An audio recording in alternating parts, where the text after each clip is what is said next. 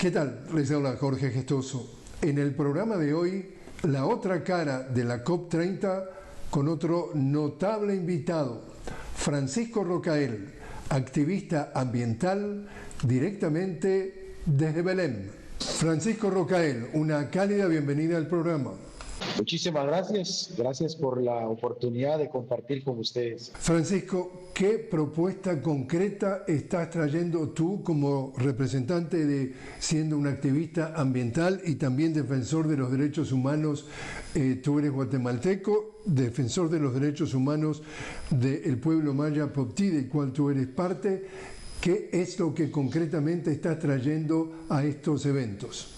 Pues primero, evidenciar una situación lamentable que se ha venido dando en los últimos años, que tiene que ver con la captura corporativa, ¿verdad? Que se ha convertido las negociaciones climáticas en un mercado.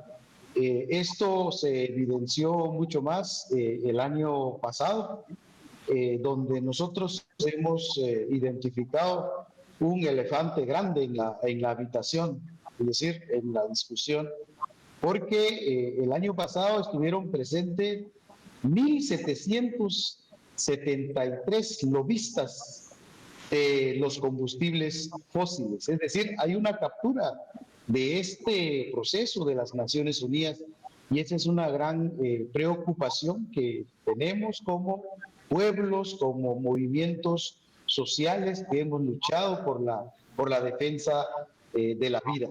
Entonces, una primera propuesta es prácticamente sacar a esta gente de las negociaciones, porque nosotros estamos convencidos que urge poner a los pueblos por encima de los que han contaminado históricamente el planeta. Ese es un primer punto que nosotros queremos pues posicionar y evidenciar.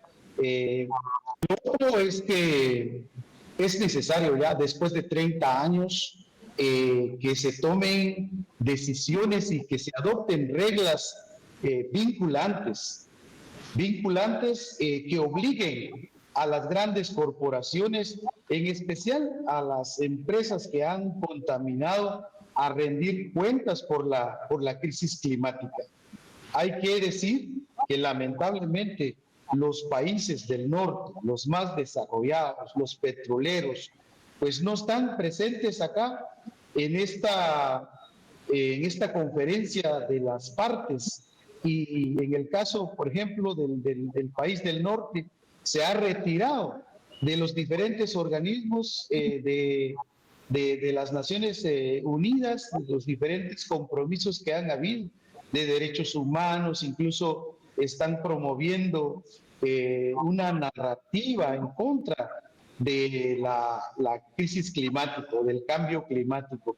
Entonces, esto lo debe saber el mundo, lo debe saber la población, para que conjuntamente debemos luchar por el planeta. Nosotros desde los pueblos indígenas siempre hemos dicho, y según nuestra cosmovisión, consideramos que somos un elemento más de la tierra, de la naturaleza, del todo. Si nosotros no hacemos nada para poder cuidarnos y poder construir ese equilibrio, esa armonía, pues nos vamos a acabar nosotros mismos. Entonces hay una situación también cosmogónica que se debe respetar y se debe implementar.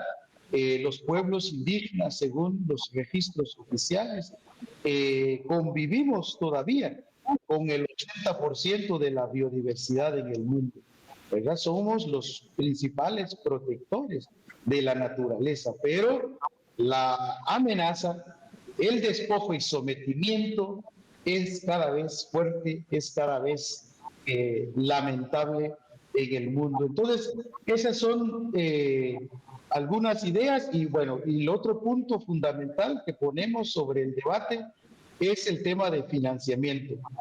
El financiamiento tiene que planificar, se tiene que negociar con la participación efectiva de los pueblos o de las comunidades que han sido víctimas de la crisis climática.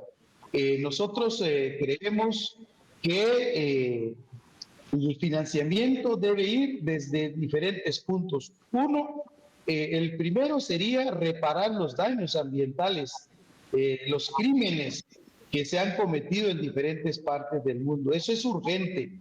Lo otro es promover entonces la protección y la sostenibilidad de la vida en el planeta. Y por supuesto también hablar de la prevención. Porque la lógica hasta el momento se están hablando, digamos, del financiamiento, pero es para amortiguar los daños que se están provocando a nivel nacional. Nosotros no queremos eso. Nosotros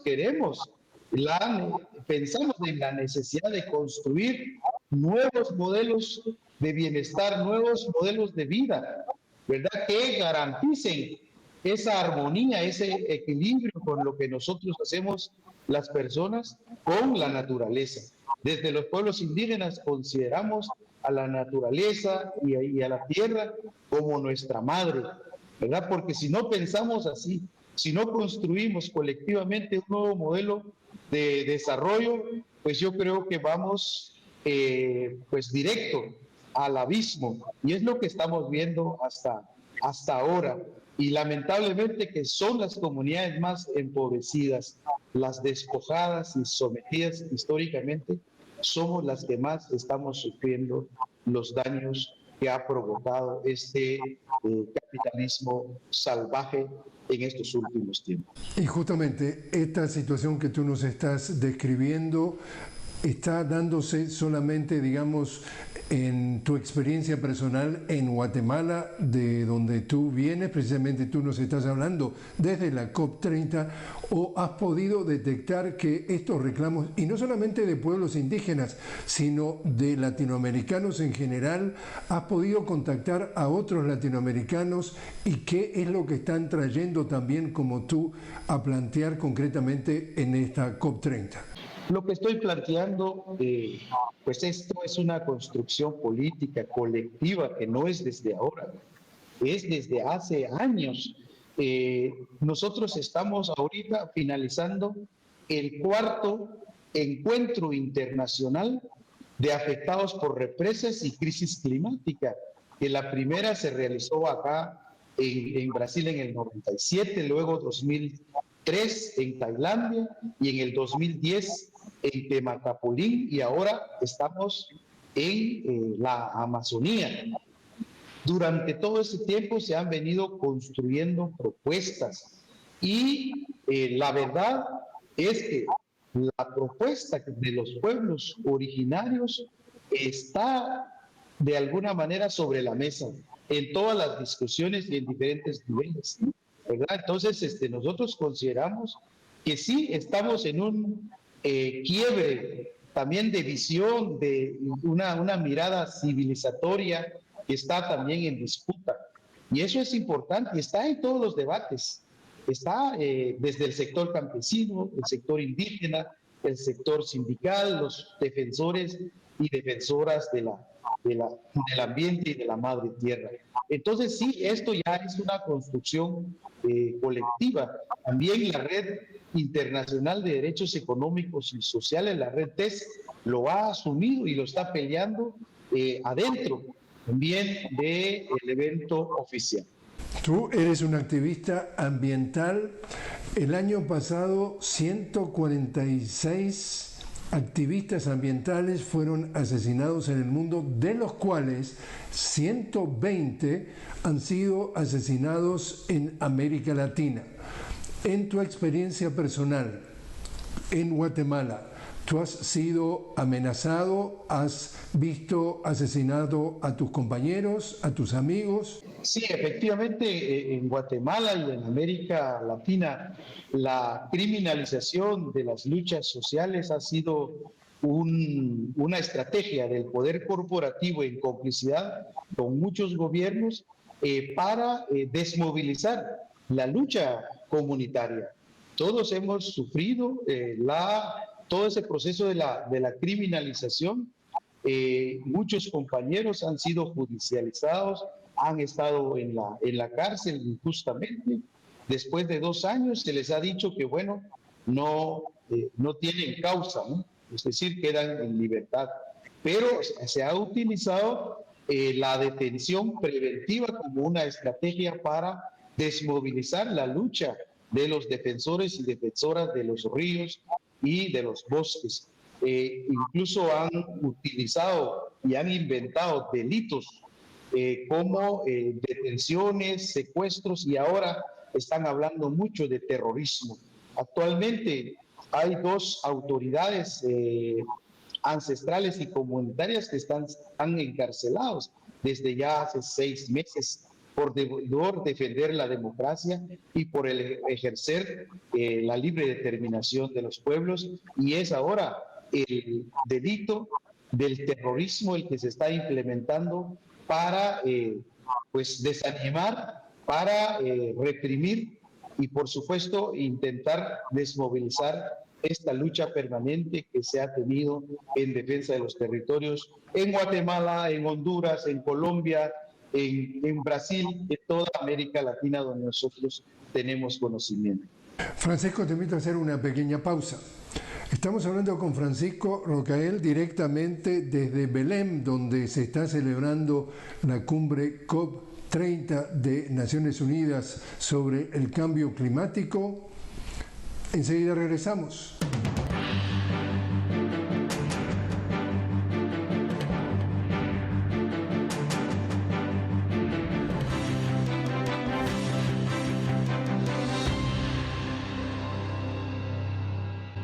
Continuamos hablando con Francisco Rocael directamente desde la COP30 en Belém, Brasil. Francisco, activista ambiental y defensor de los derechos humanos maya Popti, de donde él es originario.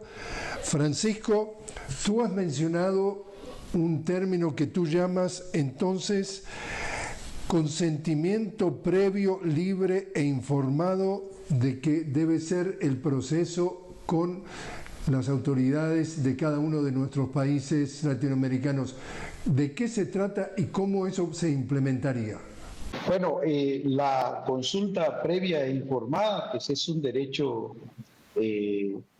establecido, digamos, en instrumentos internacionales como el Convenio 169 de la OIT y la Declaración de las Naciones Unidas sobre los Derechos de los Pueblos Indígenas. Sin embargo, en nuestros países, a nivel de América Latina, no se ha respetado. Se ha violado sistemáticamente el derecho a la consulta previa y el consentimiento de los pueblos, porque se han aprobado los proyectos y hasta después se llama a la gente a algún tipo de negociación. O sea, se ha violado la consulta previa, ¿no? Pero también es importante decir que lamentablemente hace ya algunos años se ha buscado la institucionalidad de la consulta. En Perú, bueno, en Honduras, en Guatemala han habido, en México también han habido intentos de reglamentar la consulta previa e informada, pero esa estrategia es una estrategia corporativa que lo que busca no es garantizar los derechos fundamentales de los pueblos, sino más bien busca confundir, busca disminuir el alcance del derecho a la consulta previa y el consentimiento. Hay un trabajo muy técnico de interpretación del convenio 169 de la OIT por parte de los operadores de las grandes corporaciones. Lamentablemente en los diferentes países pues ya se está implementando. Están diciendo que la consulta no es un veto, es decir, no es un no o sí, es una gran contradicción. Y también están formulando procedimientos de las consultas desde el gabinete central de los gobiernos, o mejor dicho, de las corporaciones. Mientras las normas internacionales están diciendo que la consulta se tiene que hacer de acuerdo a las costumbres y tradiciones de los pueblos. Entonces, hay un gran debate, hay una gran lucha para pues, hacer valer estos derechos fundamentales, porque han sido tergiversados, han sido violados sistemáticamente. En el caso guatemalteco, nosotros desde el 2013 presentamos una petición internacional en contra del Estado de Guatemala por violar sistemáticamente el convenio 169 de la OIT. Es más, en Guatemala se construyó una nueva constitución en 1986.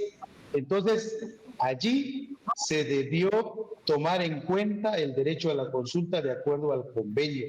Sin embargo, no lo tocaron en la Constitución, no se menciona en ningún momento el derecho a la consulta previa. Por lo tanto, hay un vacío constitucional, hay una deuda histórica. Por eso, desde el Consejo del Pueblo Maya CPO, nosotros estamos promoviendo pues un cambio constitucional en Guatemala, un proceso constituyente que garantice los derechos fundamentales de los pueblos, la autonomía y libre determinación, el derecho a la consulta previa y, por supuesto, los derechos de la madre tierra. Entonces, estamos en esa construcción política permanente porque se han violado nuestros derechos fundamentales. Hablabas tú de política, tú recuerdas que el presidente que precedió a Luis Ignacio Lula da Silva, estamos hablando de Jair Bolsonaro, que ha sido condenado por golpismo. Durante su mandato se registró la mayor deforestación de la Amazonía, totalmente vendido a los grandes intereses de las grandes corporaciones. Ahora tenemos el presidente Lula que afirma que se ha disminuido, digamos, la deforestación de la Amazonía, pero tú hablabas de la política, acá estamos hablando de un presidente que en el Congreso no tiene la mayoría, que su vicepresidente no necesariamente es de la misma filosofía que él, sino más bien todo lo contrario. Está en una situación de caminar por el pretil para muchos, porque por un lado está tratando de establecerse como un líder mundial que lucha por la defensa y por la preocupación del cambio climático, y por otro, si empuja demasiado esta agenda dentro de su propio país, lo castigan, incluso podría claramente a perder las próximas elecciones. ¿Dónde ves tú a Lula en el tema del cambio climático y las presiones que vive adentro de Brasil?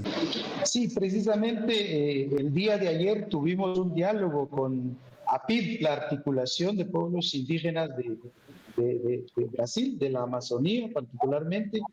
Pues efectivamente han habido esfuerzos, han habido diálogos permanentes con el presidente Lula, pero la presión de las oligarquías nacionales y el poder corporativo internacional es muy grande.